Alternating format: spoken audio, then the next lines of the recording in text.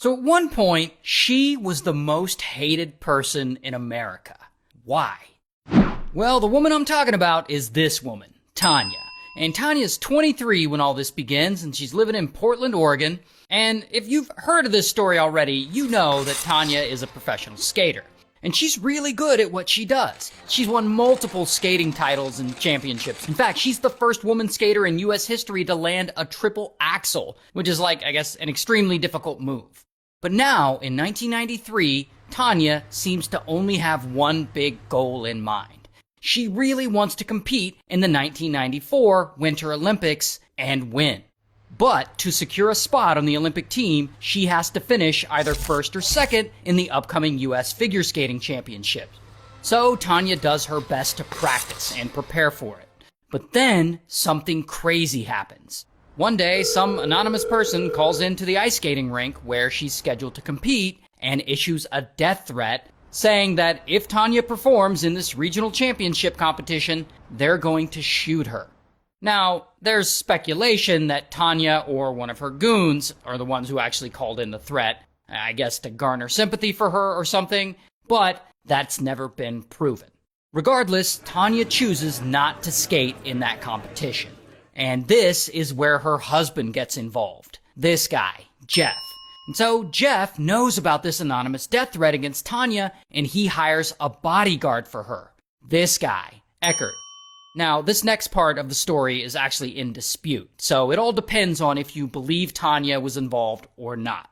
But anyway, at some point, allegedly, Tonya, Jeff, and Eckert get worried that Tonya won't be able to skate better than her rival in the upcoming figure skating championship. And if she can't skate better than her rival, then she has no chance of winning and therefore no chance of getting a spot on the Olympic team. Not only that, but if Tonya wins the US championship, she could receive millions of dollars in endorsement deals. And then if she goes on to win the Olympics, she'll be making even more money from endorsement deals and other stuff. So of course, all of them want Tonya to be making more money, because that would mean Jeff and Eckert would also be making more money. So they decide that they need to get rid of Tonya's biggest rival, this woman, Nancy. And Nancy is also a professional skater, and she's also damn good. So allegedly, Tonya, Jeff, and Eckert come up with a plan to send threatening letters to Nancy, hoping that she'll drop out of the next competition, and then she won't qualify to be on the Olympic team. But somewhere along the way, they abandon this plan. Because, I don't know, maybe sending threatening letters won't be enough to scare Nancy into dropping out of the competition. Instead, they decide to get someone to physically attack her and injure her. So Eckert goes to a friend of a friend, this guy, Shane. And so Eckert pays Shane $6,500 and he tells him to find Nancy and take out her leg. I guess Shane's like, alright. And so it's now 1994, a couple of days before the figure skating championship. And Nancy is at the arena in a practice session, skating around or whatever. After about an hour, she's done. And she leaves the ice and she grabs her bag and starts walking down a hallway back toward the locker rooms. But what she doesn't know is that Shane had been low-key watching her practice. The second Nancy enters that hallway, he follows her in there.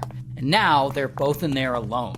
And that is when he pulls out a metal baton, and pow! Shane hits her just above the knee, and she falls over in pain. Then Shane runs away, toward the exit, and kaboom! He runs headfirst through a glass door, smashing right through it. Then he jumps into a getaway car, driven by another goon who's involved in this, and they both speed away.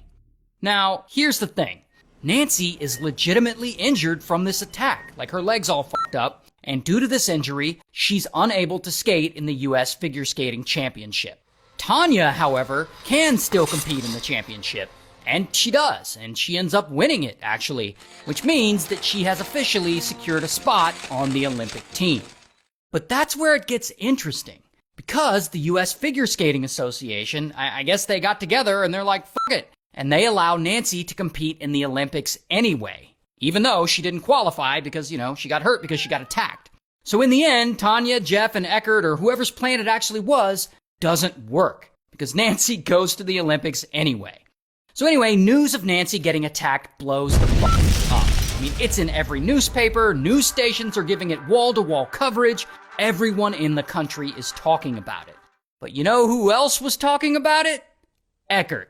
And at one point, Eckert is taking a paralegal class at the local college, because I guess he wants to be a paralegal, and he starts bragging to two of his classmates, explaining how he and his friends planned the whole attack on Nancy Kerrigan, you know, the woman that's been all over the news. And to prove he's not lying, he even plays a tape recording from one of the meetings where they were planning the whole thing, because I guess he was secretly recording the meetings the whole time. Well, one of the friends in Eckert's class eventually talks to the FBI about all this. And the FBI's like, oh shit, we gotta set up a sting operation. So they set up a whole sting operation. And they make this college class friend wear a wire and meet up with Eckert in the parking lot of some restaurant.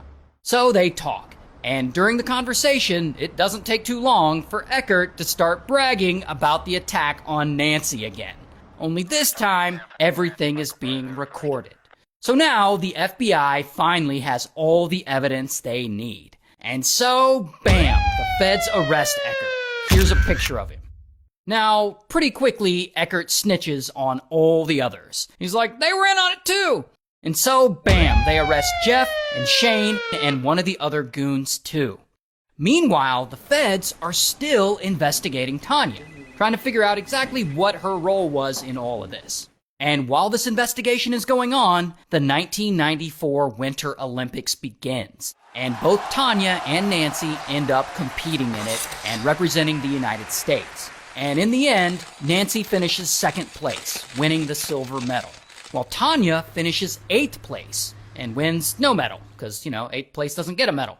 After the Olympics are over, the FBI finally has enough evidence against Tanya, and so, bam, they arrest her.